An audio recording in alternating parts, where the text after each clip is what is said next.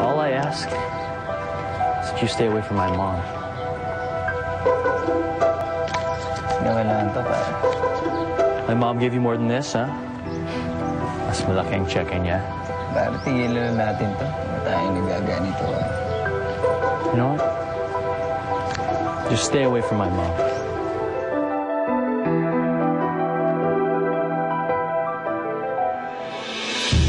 Kung susumbatan mo lang ako, Clarissa, mabuti pa sigurong umalis ka na. Ngayon ko muna kayo, ha?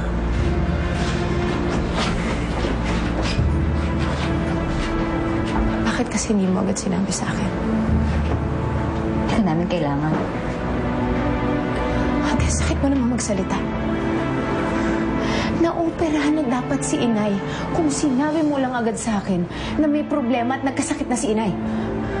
Ate, talaga bang mas gugustuhin mo pang tumanggap ng tulong sa ibang tao kaysa sa akin?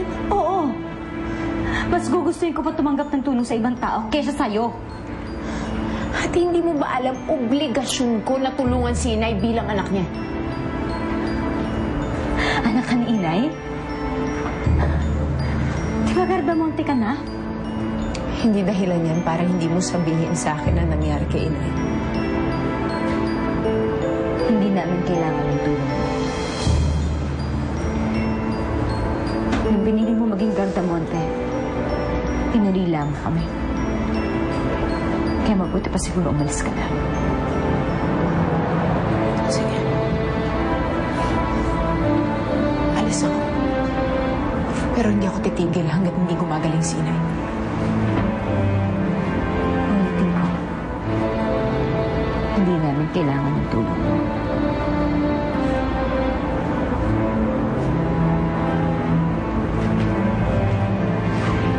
Sige, ate.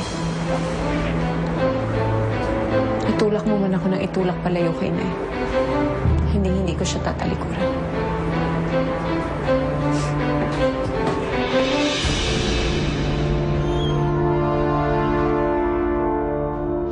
Again, I'd like to thank everyone for coming. Thank you, all of you.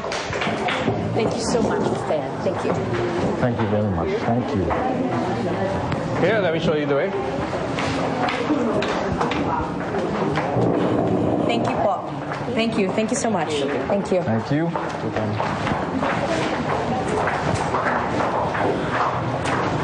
Nina, aren't you happy? Tingnan mo ang response mo tao. Everyone's talking about the new product. Oo nga, pero sana naman nakita ni Clarissa ito.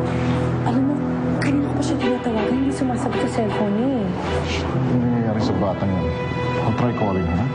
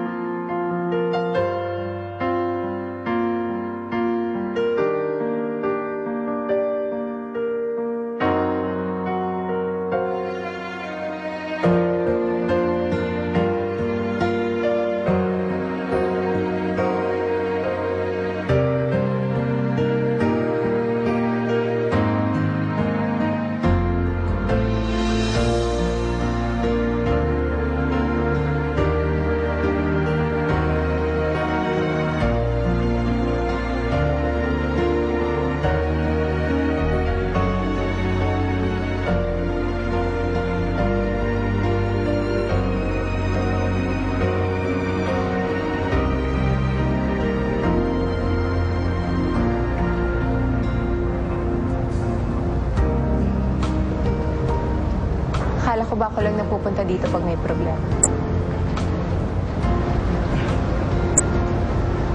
Siguro dahil alam ko lang na darating ka kaya nagpunta ako rito. Ganon? Akala ko galit ka sa akin. Alam mo, sa totoo lang, hindi na alam ko eh. Pero after nung mga naranasan ko hirap sa buhay ko, lahat ng bigat parang hinanap ko yung isang tao na pwede ko mapaghingaan ng bigat ng loob ko. Ikaw yun. Sige. Pakikinggan kita.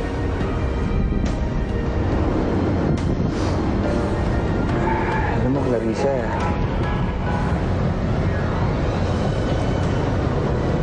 marami akong naging mali sa buhay ko. Okay lang naman magkamali, Daddy.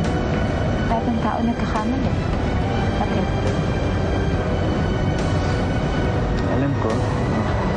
Pero sa tingin ko, itong pagkakataon na to, magkakaroon na ng tamang direksyon ng buhay ko.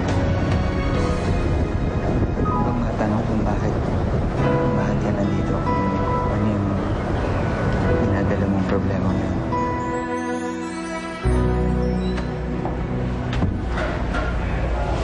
Ikaw naman, alam mong ikakagalit ko, pero ginawa mo pa rin. Bakit kailangan mo pong ipaalam kay Clarissa ang nangyari kay Inay? Si Clarissa lang naman alam ko makakatulong sa inyo eh. Ang aksidente ni Inay nangyari sa pabrika ng mga Gardamonte. Si Clarissa, Gardamonte na, hindi mo pa naiintindihan yun. Wala naman akong masamang intention sa ginawa ko. Eh, ayoko lang naman kasi nahihirapan ako. Gusto ko naman makatulong sa iyo. Wala kang masamang intensyon.